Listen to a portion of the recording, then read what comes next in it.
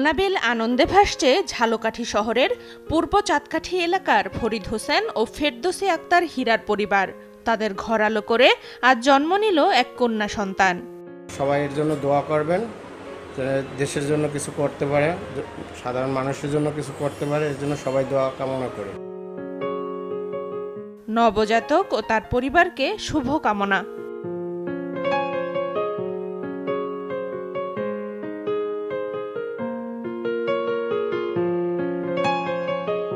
প্রথম থেকে আমার ভরসা টুইঙ্কেল বেবি ওয়াইপস। এর অ্যান্টিব্যাকটেরিয়াল ফর্মুলা শিশুকে রাখে জীবাণু থেকে সুরক্ষিত।